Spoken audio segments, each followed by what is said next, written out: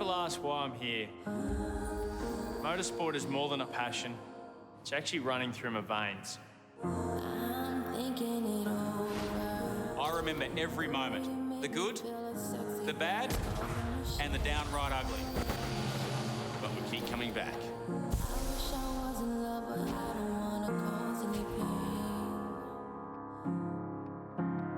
We don't do it for the fame or fortune. It's something that lives inside all of us. I'm here because of the trust shown by those closest to me. Now it's time for me to repay them.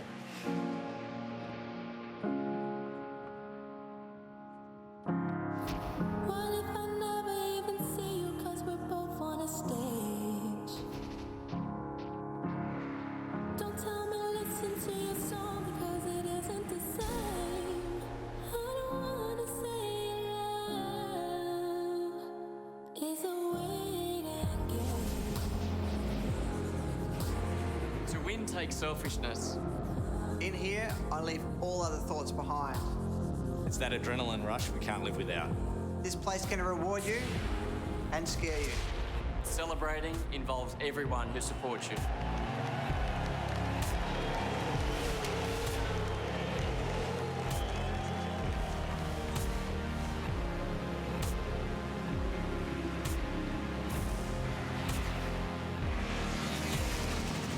I love the fight. Show 'em what comes within here and what it takes to win.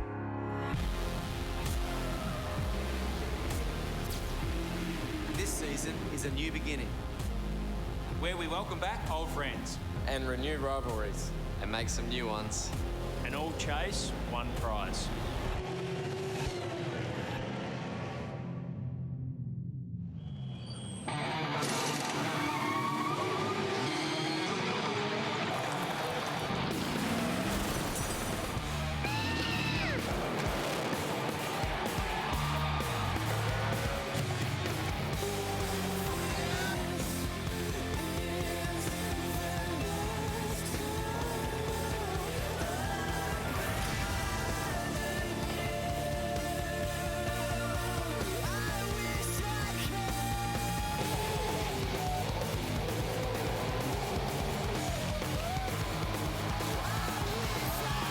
We're back, and we can't wait to get started.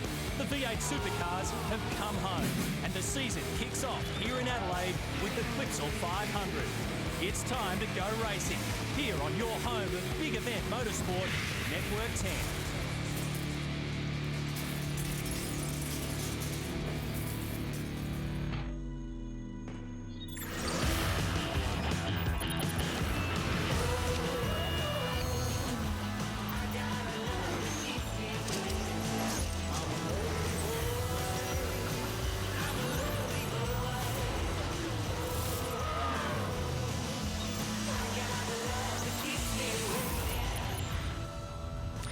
There is a tremendous amount of excitement about this new era of V8 Supercars and the 2015 Championship, and Adelaide, folks, is dishing up a hot one to start the season. An expected top today of 37 degrees. It's going to be a brutal start to the new season. Hi everybody, it is great to be back on your home of big event motorsport Network 10. I'm Matt White, and I reckon you might know this bloke alongside me, Mark Webber.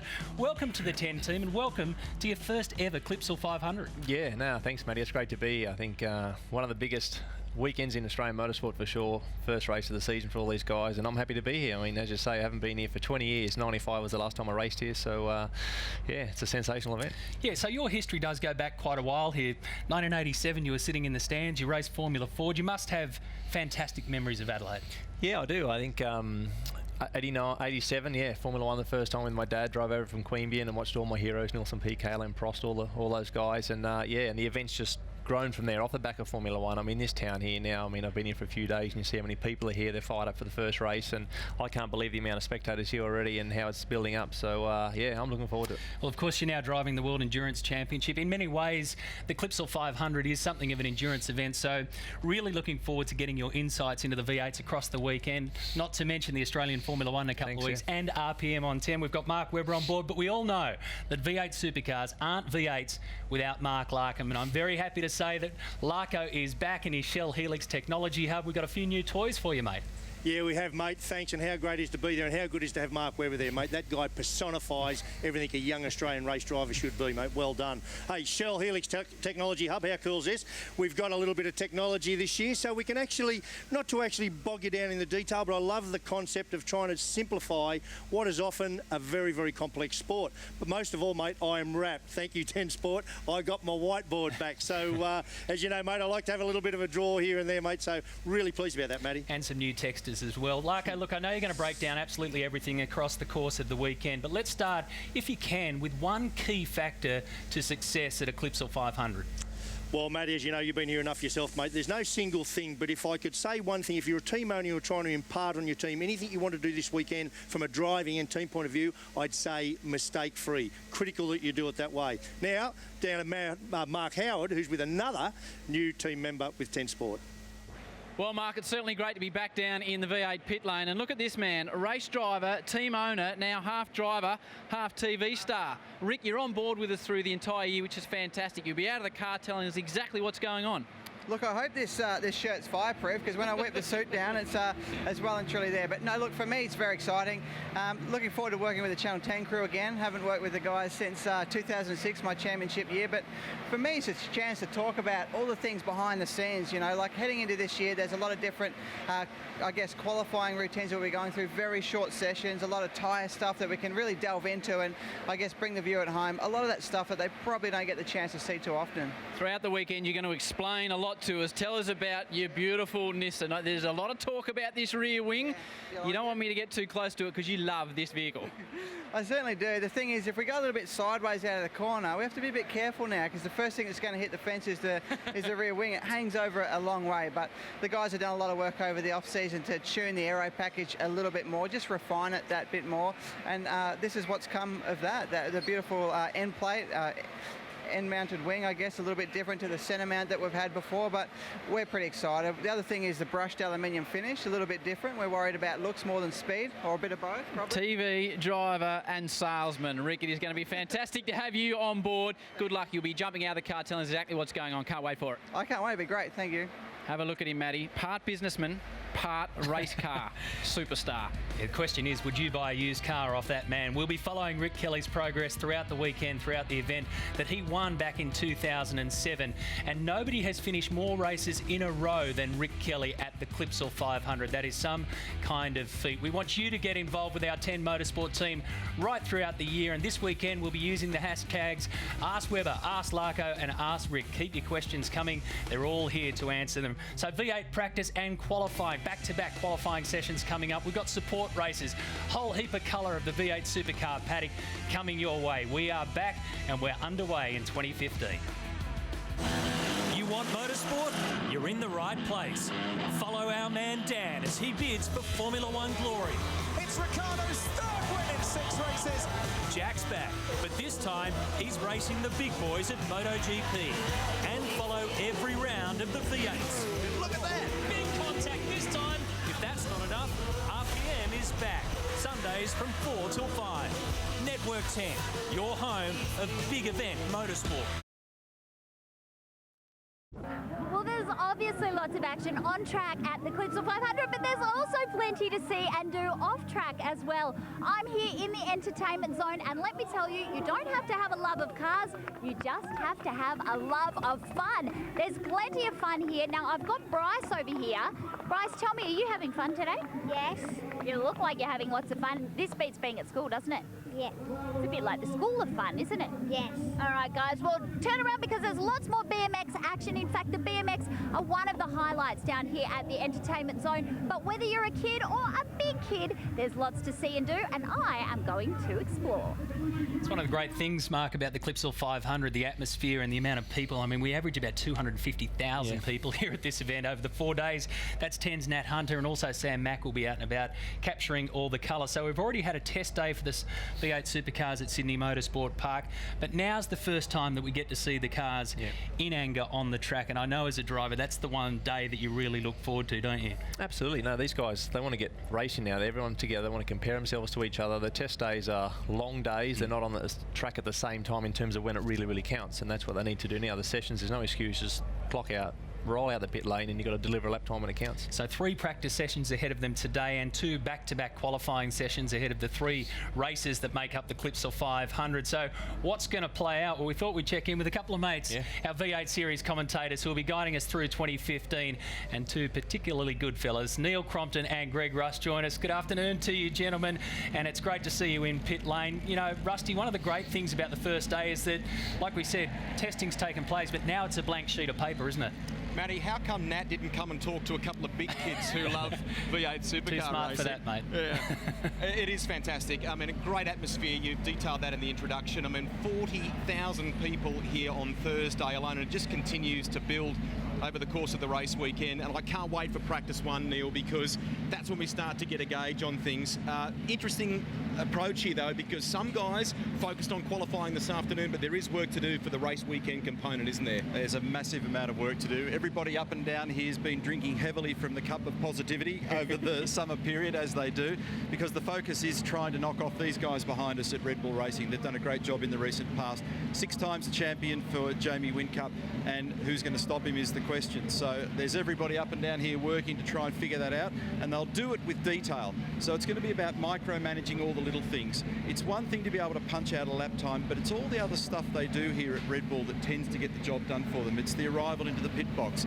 It's managing the starts. It's making clean passes. It's understanding and interpreting the rules. It's all of that strategy stuff that when you add it together, the sum of it is what's actually delivering for them. And of course, there's been some changes to some of the cars, Matthew, as you know. The Nissan's been through a little bit of a bodywork diet over summer, but it's looking pretty handy based on what we saw at Super Test. The Volvo, they've left a good thing alone there. Some work for ProDrive Racing Australia, or for Ford. That new FGX came out of the blocks very strong at Sydney Motorsport Park. Yeah, 3 of the 5 different brands of cars have actually had some quite significant aero changes to them as they try to come up in the parity stakes, which simply means everybody trying to work on an equal footing there, make sure that the cars have an equal opportunity of succeeding, and they look to be very strong as a result of those changes. So the Fords look strong, the Nissans look strong, and I think Holden have actually made a little gain there as well. So that's going to be interesting, and in particular I reckon Nissan have jumped up. Mind you, 1 year ago, and Matty knows this because he was huffing and puffing through these races as well, but Rick Kelly was super quick here last year,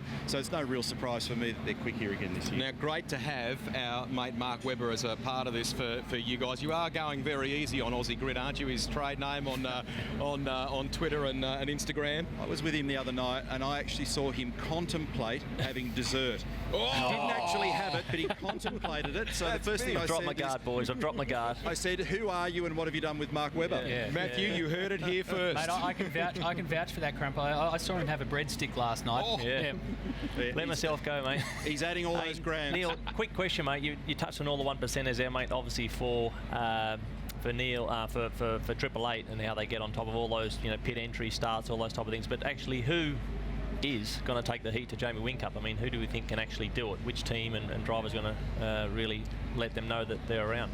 Good question, Mark. I think, well, there's a whole bunch of people well qualified to do it, but the one most likely in the recent past, actually the fella that used to run the operation in here, Adrian Burgess, who's now running the Holden Racing team, and that was a sore point last year. He's been working on those 1%ers, and you know how important that stuff is, and they're making those tiny incremental gains. James Courtney's the reigning Clipsal 500 champion, and he's all about detail. So Adrian Burgess is trying to tick off that big long list. It's 1,000 or 10,000 items long. It's all the little items that he's trying to weed out to make sure they get it right. They've had a great run here, the Holden Racing team at Clipsal, and someone perhaps not left of field, Matty, but someone we should keep in consideration as far as what Neil's talking about there. Shane Van Gisbergen, second in the championship last year. Steve Hallam and the crew there, they are very determined in 2015. Yeah, and Steve Hallam has spoken, guys, about the maturity that the Giz has shown in the last couple of years, and the way that he finished 2014 certainly says to everybody that he's a championship contender. I, for one, reckon he'll win the championship within the next couple of years. I just want to get your final thoughts, all three perhaps, on the teammate. We talk about Jamie Whincup, we talk about the rest of the field who wants to beat him, but of course, the first marker has got to be the guy who shares the garage with him, Craig Lowndes. And it's a nice bit of synergy. On this day, back in 1996, Lowndes made his debut in the series at Eastern Creek. He won this round 19 years ago, so he's been around. He knows what to do. A lot of people come up and say, if Jamie Whincup's got this and Craig Lowndes has got that, why can't Lowndes beat him? Yeah. Well, I think what will help Craig, this weekend, obviously, I mean, the experience again. Around here, you need a clean weekend. You need to be able to put a whole weekend together. So that is something which he has in abundance. He knows how to put the whole thing together and be there when it absolutely counts. So hopefully this is his year, obviously, to put a little bit more heat on Jamie and, you know, make sure that he's counted for in that second Triple A Cup. Hey, boys, I've got a quick question. You've done your research, Matthew. There's no surprise in that. But who started on the front row of the grid with young Craig Lowndes, who was a very young bloke at Eastern Creek in that day-night meeting back in 1996? Come on. Oh, some bloke that we forgot about a long time ago, Cropper. Oh, that's harsh. That's harsh. He's got no better over summer, has No, he? exactly. Thanks, boys. It's great to have you back in pit lane. Great calling for the season, Rusty, and Neil Crompton, of course, the voice of V8 Supercars. We're going to check in throughout the day and throughout the weekend. And, of course, we've also got Greg Murphy and Rihanna Crean in pit lane as well. So that's your commentary team for the V8 Supercars of 2015. What about the drivers? Well, let's meet the class of this season. Following a wild card entry at Bathurst last year, Super Black Racing will tackle the full series. The proud New Zealand-owned outfit has former Touring Car World Cup winner Paul Radisich in a management role and Kiwi young gun Andre Heimgartner at the wheel. You know, when you come from a development series and you move up to here, you know, I've always looked up to this category since I was little, so to make that jump at Bathurst and then to prove to myself that I've got what it takes, it was really good, and that's sort of carry on into this year. The team's Falcon is prepped under the ProDrive Racing banner. The remaining entries here are unchanged. David Reynolds is back in the Bottle car, while Bathurst winner Chaz Mostert and Mark Winterbottom continue to head up the Pepsi Max crew. Russell Ingall's retirement from full-time driving created an opportunity at Lucas Dumbrell Motorsport. Tim Blanchard joins Nick Percat, the team expanding to a two-car operation. So far, first impressions of this team, it's you know, we're a small team, but they've got a massive heart and a really strong will to get a good car on the grid and be competitive and you know, push for those podiums like I was last year. Over at Nick's former home, Walkinshaw Racing, there's a new face joining the familiar crew. Lee Holdsworth is back in a Commodore after parting company with Erebus Motorsport. As it's turned out, Walkinshaw, I couldn't have asked for a better home. You know, four-car team, factory team, and I think I've got the best opportunity of winning races that maybe I ever have. Not expecting big things straight away, but I think hopefully that momentum will build through the year and we can end up getting some very, very decent results this year. The super cheap auto entry in this family of cars is again piloted by Tim Slade, while Garth Tander and James Courtney continue as the lead-out men at the famed Holden Racing team. After a few years in the Dunlop Series, Ash Walsh now has a full-time drive in the main game, taking Holdsworth's place at Erebus Motorsport. He'll partner Will Davison, who becomes something of a spearhead for this outfit as they continue to develop the Mercedes E63 AMGs. Walsh drove for Dick Johnson Racing in the Enduros last season. His legendary squad, together with Penske Racing, is now headed by former champion Marcus Ambrose in his full-time series return.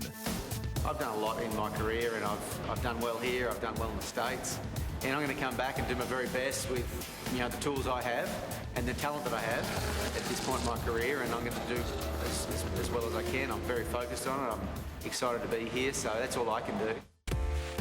DJR farewelled David Wall at the end of 2014. He's landed a plum drive alongside Scott McLaughlin in Gary Rogers' Volvo outfit. After winning races and wowing the crowd last year, McLaughlin is a real title contender. For me, it's a privilege to be a genuine title contender. I've been told that I am, but I've got to deliver. I want to win Bathurst, yeah, as everyone else does. I'd like to win Clipsal if I could, and really go well at my home race in New Zealand. I think that's very special to me, especially when I won there in 2013. Some of the colour schemes have changed at Nissan Motorsport, but there's consistency in the driver department. Brothers Rick and Todd Kelly are working hard to improve the Ultimas, while James Moffat and Michael Caruso intend to build on some impressive 2014 podium finishes. The band at Brad Jones Racing has also kept the same frontmen. Former Dunlop Series champ Dale Wood in the 21 car, Jason Bright in the BOC entry, and Fabian Coulthard is on a mission to finish this season as strong as he started the last. Pretty happy with our, Freightliner Racing, Brad Jones Racing outfit. I think we do a good job, and you know, we're trying to get amongst the best of them and give them a good run for their money. It was a heartbreaking result at Bathurst last year, but Shane Van Gisbergen put it all behind him to claim a brilliant second in the championship. No change at Techno Autosport as they aim to go one better in 2015. The team to beat remains Red Bull Racing. Craig Lowndes is back to full fitness after a big crash at the Sydney 500 in December. And after a record-breaking year, Jamie Whincup has his eyes on a staggering 7th championship win. No doubt the competition's going to be unbelievably strong. It's going to step up like it does every year, and we're going to have to be on our A game. But we promise to do what we always do and go out there and race as hard as we can right until the last lap.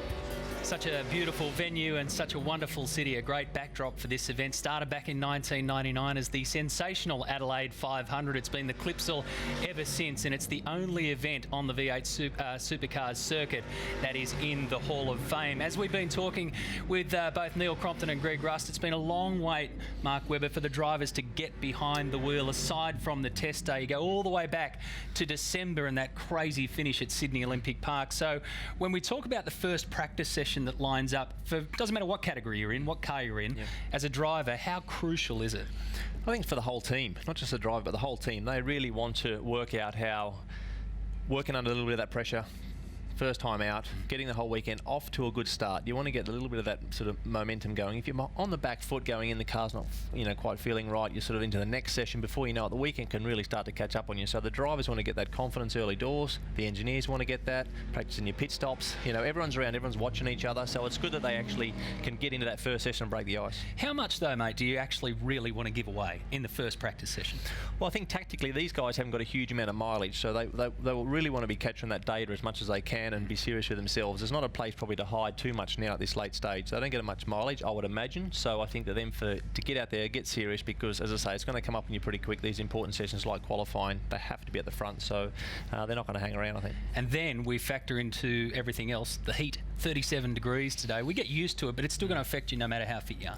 That's right. Fitness will come in that, but also the track temperature will play a huge role on setup. So for them, they've got 37 ambient today, and I think Sunday looks like 25. So that's a 12-degree shift. So for them, they're going to feel that. I don't know, physically cooler on race day or Sunday, obviously, but also for the car setup, that's a huge thing to take into account. And normally a bit of rain thrown into the mix as well. It's just the way that the Clipsal rolls out. So as I mentioned, 3 practice sessions, 2 back-to-back qualifying sessions today. Don't forget, we've still got plenty of support category racing coming your way. The first practice session, Larko is in pit lane in his Shell Helix Technology Hub. Larko, we're going to get your thoughts as we roll out what happened in the first practice session. 30 minutes under pure sunshine. So let's see how it all unfolded. Our first real look at the cars in anger. You just can imagine the anticipation to get out there. And watch this. Jamie Whincup, 6-time series champion. You're going to see a lot of this. This is turn 1 where the lefts get airborne, so you're up on 2 wheels, but it's that next curve that everybody's been talking about. Dick Johnson said to me the other day, you know what? They'll moan and groan. It's too big. It's in the wrong place. But they've all got to be on it. Scott McLaughlin, car number 33, the Wilson Security Volvo out of Gary Rogers Motorsports, set the world alight here on the Saturday last year. And this is a new look Todd Kelly. Check this out. Oh, that's inches. And some new branding on the front of the Nissan Altima, a local aviation company, Pilatus. 4 wheels. Here we go. Almost a ton of V8 supercar.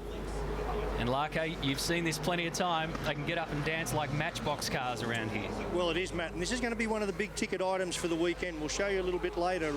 That curb 2 there, there's a quick way to do it, and there's a not so quick now. That was trying the quick way, but you can't do it like that. Obviously, you're going to damage the car. This is a tough one this session. It really is, because we've come from a couple of years ago where the teams had 32 tyres. They were down to 24 tyres last year.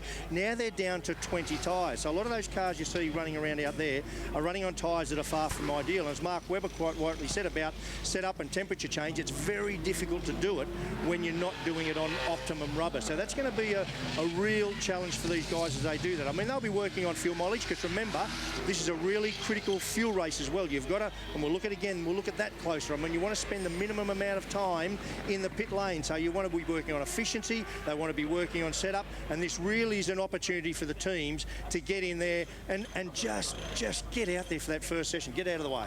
Yeah, and that was our session leader right there, Rick Kelly in the Jack Daniels Nissan Altima. We saw a shot of Roger Penske in Marcus Ambrose's garage. I'll get your thoughts on that in a sec, Mark. But Rick Kelly leads the way. So 1:21.58 is about a second off the time practice record set last year, but only the first session. All 4 Nissans inside the top 10. Chaz Mostert, the leading Ford. Jamie Whincup in at 4th. His teammate Craig Lowndes finished that session in 12th, and Marcus Ambrose in 15th. So let's talk quickly about Roger Penske. Flew in last night. We're talking about racing royalty, guys. We all know what he's done in the world of motorsport. To have him as a presence in V8 Supercars is something else.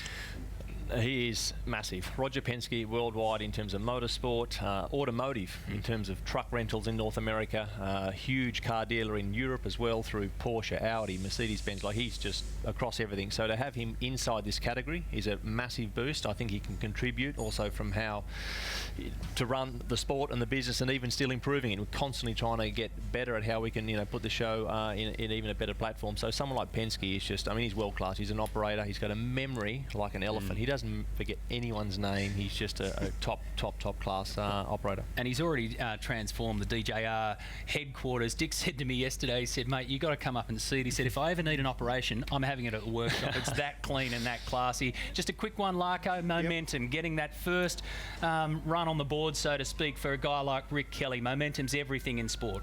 Well, it is, and you've got to get it here early. I mean, if you're a good team, you're a good team operations. One of the first things I reckon you need to do is sit down and look at your championship structure over the whole year. Because if you leave here without that momentum, if you have a DNF here, and believe me, this is the easiest event to do it, you've really put yourself right behind. And this championship was way too tough to get 2 or 3 rounds into the championship and have not capitalised here. So that takes the smarts from the drivers. You push too hard, put in the fence, DNF, you're gone. That's going to be very, very hard. So for me, it's about leaving here this weekend, and I said earlier, mistake-free with a swag of points in the bag. Don't even have to win it. You've got to take the points away from here. Yeah, exactly. Mistake-free is the critical question around here. Only one driver has ever gone through his entire career so far and finished every race, and that is Jamie Whincup, the only driver in V8 Supercars history not to have a DNF at the Clipsal 500. We're going to take a break. Still got more practice and, of course, qualifying to come on your home of big event motorsport, Network 10.